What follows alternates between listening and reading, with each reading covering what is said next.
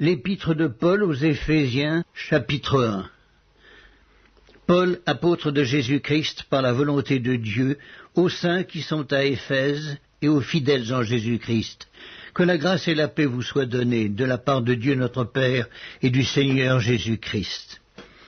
Béni soit Dieu, le Père de notre Seigneur Jésus-Christ, qui nous a bénis de toutes sortes de bénédictions spirituelles dans les lieux célestes en Christ. En lui, Dieu nous a élus avant la fondation du monde pour que nous soyons saints et irrépréhensibles devant lui, nous ayant prédestinés dans son amour à être ses enfants d'adoption par Jésus-Christ, selon le bon plaisir de sa volonté, à la louange de la gloire de sa grâce qu'il nous a accordée en son bien-aimé. En lui, nous avons la rédemption par son sang, la rémission des péchés, selon la richesse de sa grâce, que Dieu a répandue abondamment sur nous par toute espèce de sagesse et d'intelligence, nous faisant connaître le mystère de sa volonté, selon le bienveillant dessein qu'il avait formé en lui-même pour le mettre à exécution, lorsque les temps seraient accomplis de réunir toutes choses en Christ, celles qui sont dans les cieux et celles qui sont sur la terre. En lui, nous sommes aussi devenus héritiers, ayant été prédestinés suivant la résolution de celui qui opère toutes choses d'après le conseil de sa volonté, afin que nous servions à la louange de sa gloire, nous qui d'avance avons espéré en Christ. En lui, vous aussi, après avoir entendu la parole de la vérité, l'évangile de votre salut, en lui vous avez cru et vous avez été scellés du Saint-Esprit qui avait été promis, lequel est un gage de notre héritage pour la rédemption de ceux que Dieu s'est acquis à la louange de sa gloire. C'est pourquoi moi aussi, ayant entendu parler de votre foi au Seigneur Jésus et de votre charité pour tous les saints, je ne cesse de rendre grâce pour vous, faisant mention de vous dans mes prières, afin que le Dieu de notre Seigneur Jésus-Christ, le Père de gloire, vous donne un esprit de sagesse et de révélation dans sa connaissance, et qu'il illumine les yeux de votre cœur, pour que vous sachiez quelle est l'espérance qui s'attache à son appel, quelle est la richesse de la gloire de son héritage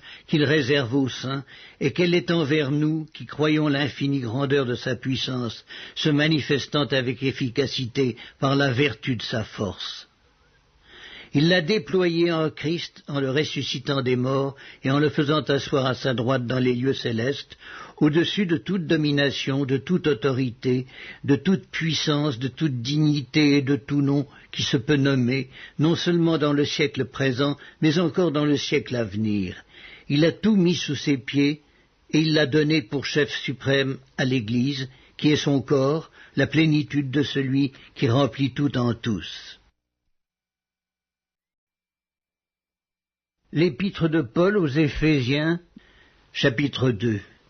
Vous étiez morts par vos offenses et par vos péchés dans lesquels vous marchiez autrefois, selon le train de ce monde, selon le prince de la puissance de l'air, de l'esprit qui agit maintenant dans les fils de la rébellion. Nous tous aussi, nous étions de leur nombre et nous vivions autrefois selon les convoitises de notre chair, accomplissant les volontés de la chair et de nos pensées, et nous étions par nature des enfants de colère comme les autres. Mais Dieu, qui est riche en miséricorde à cause du grand amour dont il nous a aimés, nous qui étions morts par nos offenses, nous a rendus à la vie avec Christ. C'est par grâce que vous êtes sauvés. Il nous a ressuscités ensemble et nous a fait asseoir ensemble dans les lieux célestes, en Jésus-Christ, afin de montrer dans les siècles à venir l'infinie richesse de sa grâce, par sa bonté envers nous en Jésus-Christ. Car c'est par la grâce que vous êtes sauvés, par le moyen de la foi. Et cela ne vient pas de vous, c'est le don de Dieu. Ce n'est point par les œuvres, afin que personne ne se glorifie. Car nous sommes son ouvrage, ayant été créés en Jésus-Christ pour de bonnes œuvres, que Dieu a préparées d'avance, afin que nous les pratiquions.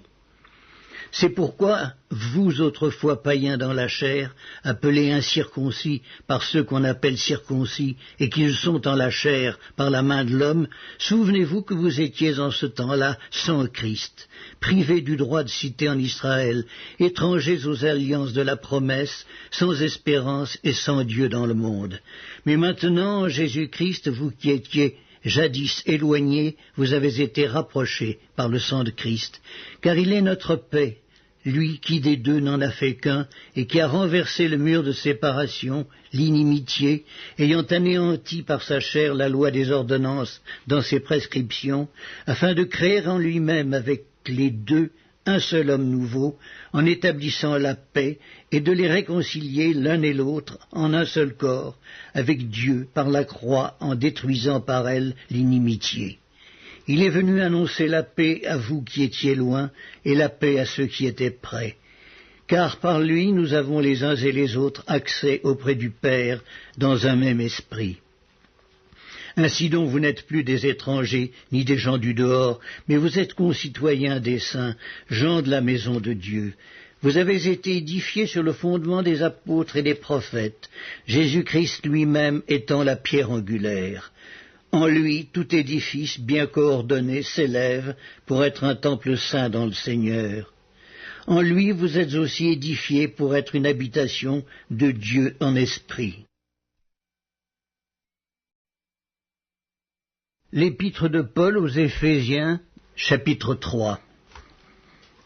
À cause de cela, moi, Paul, le prisonnier de Christ, pour vous, païens, si du moins vous avez appris quelle est la dispensation de la grâce de Dieu qui m'a été donnée pour vous.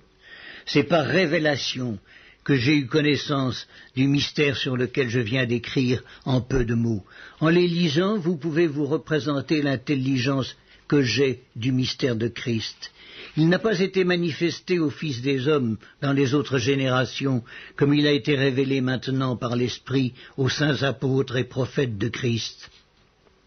Ce mystère, c'est que les païens sont cohéritiers, forment un même corps et participent à la même promesse en Jésus-Christ par l'Évangile, dont j'ai été fait ministre selon le don de la grâce de Dieu qui m'a été accordé par l'efficacité de sa puissance. À moi qui suis le moindre de tous les saints, cette grâce a été accordée d'annoncer aux païens les richesses incompréhensibles de Christ et de mettre en lumière quelle est la dispensation du mystère caché de tout temps en Dieu qui a créé toutes choses, afin que les dominations et les autorités dans les lieux célestes connaissent aujourd'hui par l'Église la sagesse infiniment variée de Dieu, selon le dessein éternel qu'il a mis à exécution par Jésus-Christ notre Seigneur, en qui nous avons, par la foi en lui, la liberté de nous approcher de Dieu avec confiance. Aussi je vous demande de ne pas perdre courage à cause de mes tribulations pour vous, elles sont votre gloire.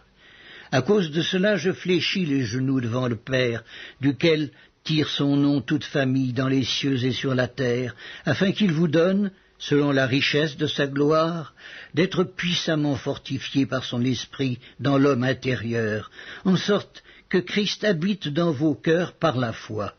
afin qu'étant enracinés et fondés dans l'amour, vous puissiez comprendre avec tous les saints quelle est la largeur, la longueur, la profondeur et la hauteur, et connaître l'amour de Christ qui surpasse toute connaissance, en sorte que vous soyez remplis jusqu'à toute la plénitude de Dieu. Or, à celui qui peut faire, par la puissance qui agit en nous, infiniment au-delà de tout ce que nous demandons ou pensons, à lui soit la gloire dans l'Église et en Jésus-Christ, dans toutes les générations, au siècle des siècles. Amen.